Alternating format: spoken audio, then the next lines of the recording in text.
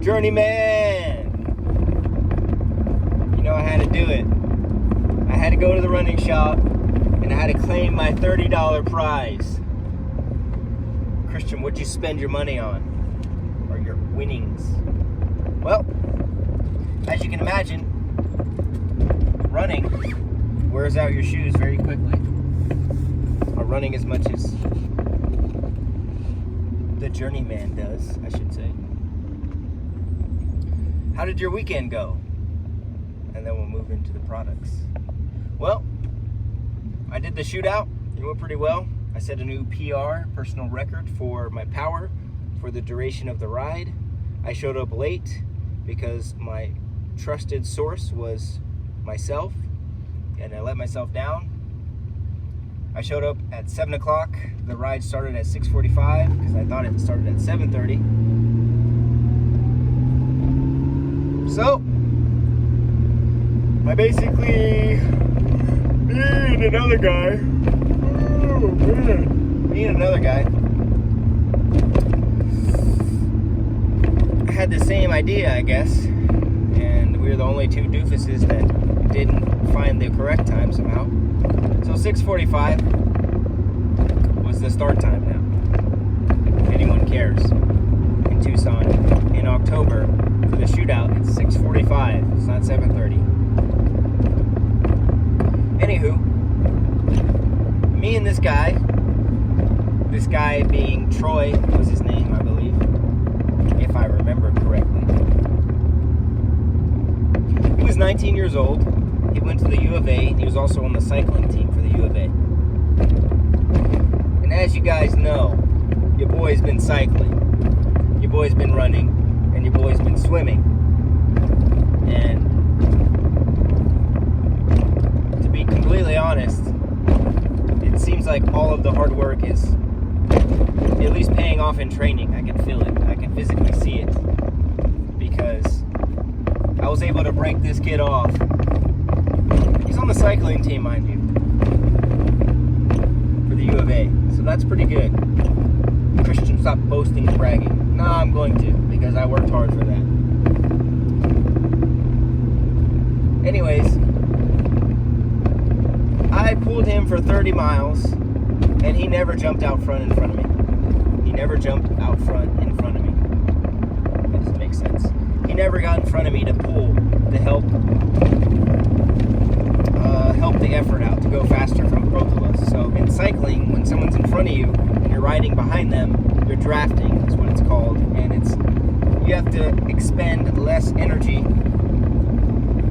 to go the exact same speed as the guy in front of you. So I was the dumb guy in front the whole time because we were riding next to each other initially, and I'm like, dude, what's your heart rate at? So I was riding tempo. It's around 150 to 155. I'm good there all day now, it feels like. And he said, my heart rate is 173 or 175 or something. I'm like, dude, get behind me. Your boy's feeling good today. So he got behind me and I pulled his ass all the way. We caught up to the scoot out. When we caught up to the scoot out, I was like, hey, you want to do the rest of the route? Like you and I? Or do you want to flip a BIDCH right here and do the rest of the ride with the group? He was like, yeah, let's flip around. I'm like, dude, that won't be 4 hours though. And he was like, no, it's fine. I'm like, cool.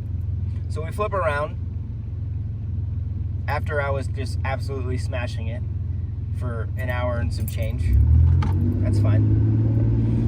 And I expended a lot of energy, but I knew I could recover because your boy's been working. So we jumped back on the group, we recovered, and then once I got on the group, I was like, not good enough. So I jumped on the front and I did 10 rotations on the front. I counted 10 rotations on the very, very front. And this group is 50 people, 50 plus people. It's huge. A lot of strong people there. So I have a lot of confidence now or I'm getting confidence, I should say, in the cycling realm, because your boy can hold some power for my weight ratio, which translates into speed. Speed, I am Speed, Lightning McQueen. Anyways, I was pretty satisfied with that ride, even though I showed up late.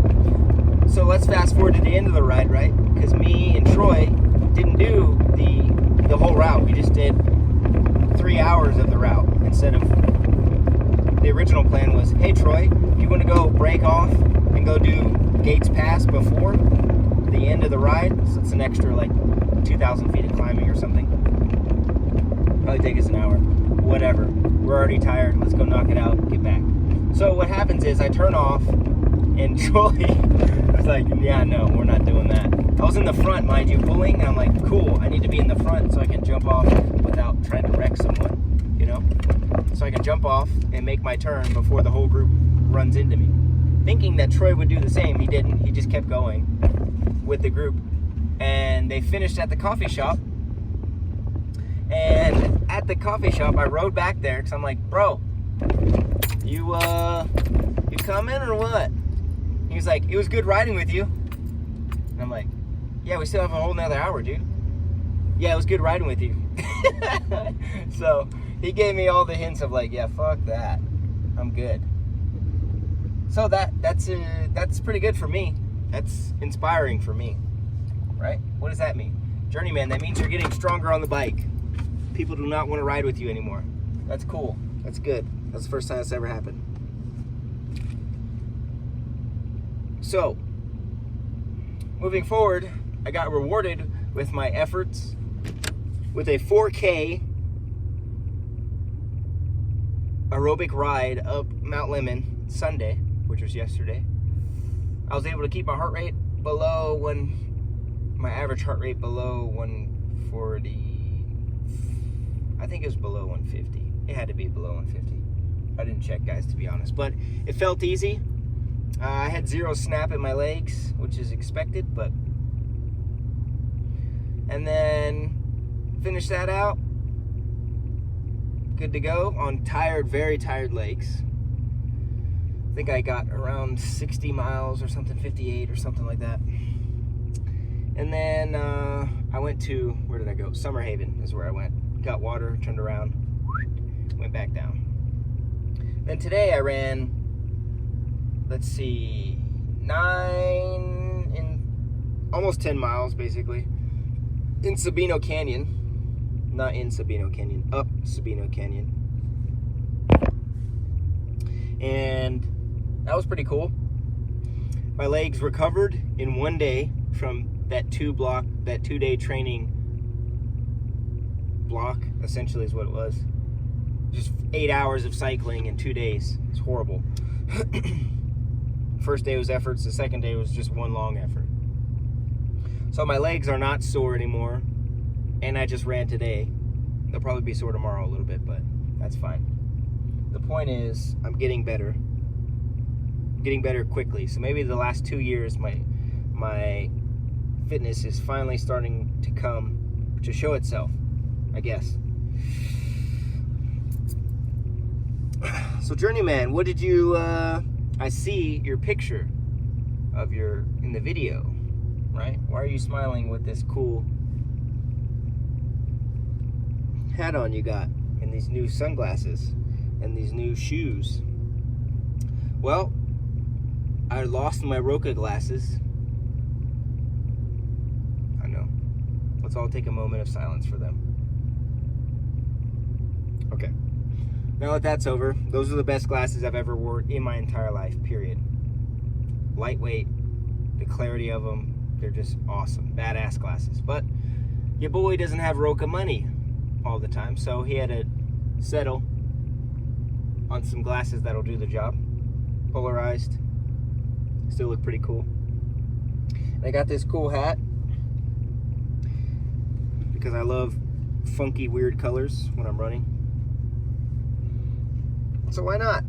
You only live once, YOLO. And as far as the shoes, I got the same Clifton 8s.